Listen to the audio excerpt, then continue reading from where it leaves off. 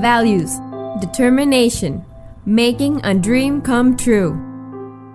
The Seagull. Valentina Tereshkova. Part 1.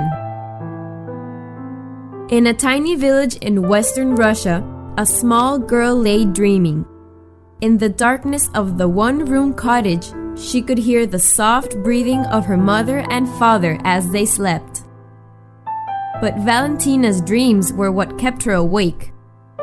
Eyes wide open, she gazed through the small window near her bed, where she could see a small part of the deep blue sky dotted with stars. What would it be like, she wondered, to fly through the sky among the stars? Young as she was, she knew it could not happen. Still, she dreamed. Valentina's parents had little time for dreaming. Her father spent long days driving a tractor, while her mother worked from dawn until dark in a factory.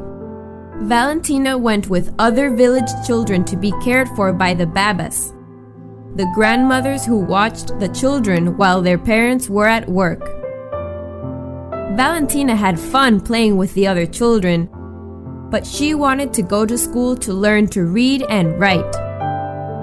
The village school was a long, cold walk from her house. Her parents worried that it was too far, and that the school day would be too long for the little girl. Valentina was 8 years old when she started school. It was easy for her. She quickly caught up with her classmates and soon was far ahead of them, especially in her two favorite subjects, science and math. On the playground and in physical education class, Valentina was strong and quick, running faster and jumping higher than anyone else. She was having fun. But then, her father was called away to fight in a war, and a few months later, was killed in battle. Valentina and her mother were left alone in the small cottage. Valentina, seeing her mother's sadness, decided that she must do everything possible to comfort her and help her feel better.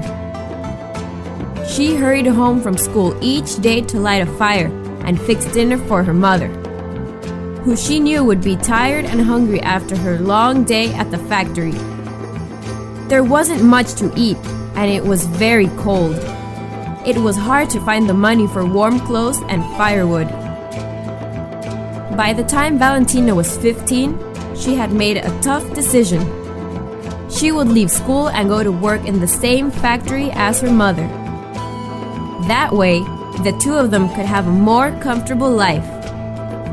When Valentina told her teacher about this, she was very sad. "Valentina," the teacher told her, "you are strong, smart, and responsible. You need to continue your education, especially if you hope to be a scientist." Valentina nodded. "I know I need more schooling," she said, "but my mother needs me to work."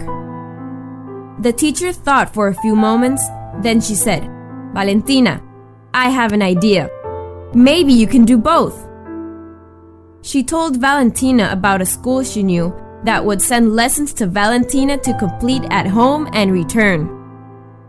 "It will take a lot of hard work to do this on your own," she said. "But you are a brave girl, and I know you can do it." Valentina did. She worked each day at the factory and studied every night, long after her mother had gone to sleep. And each night, she looked up into the sky at the twinkling stars and thought again how wonderful it would be to fly through space.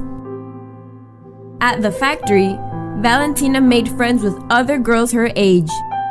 They often invited her to join them for activities, but she usually refused because she had to study. Once she had graduated and had more time, she happily accepted their invitations. One day, she saw a sign on the factory bulletin board. "Join the Aerospace Club. Learn how to parachute. See Claudia for details."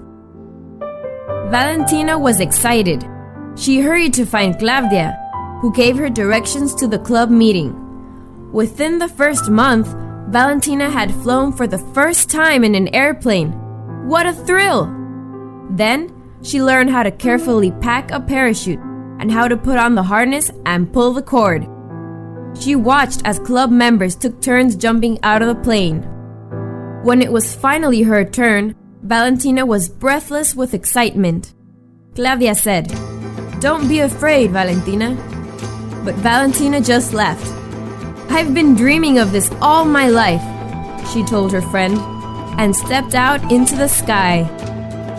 She felt herself falling, saw clouds and blue sky, and the ground far below. She pulled the release cord and felt the jerk that meant the parachute had opened. It was amazing. As soon as she was on the ground, she wanted to do it again. It was not long before Valentina became the most enthusiastic member of the aerospace club. She made more parachute jumps than anyone else, and from higher and higher altitudes. Within a couple of years, she became well known not only in her village, but in other parts of Russia, where there were aerospace clubs. Her daring to jump from high altitudes set her apart from other young women, and her ability to land on target was much admired.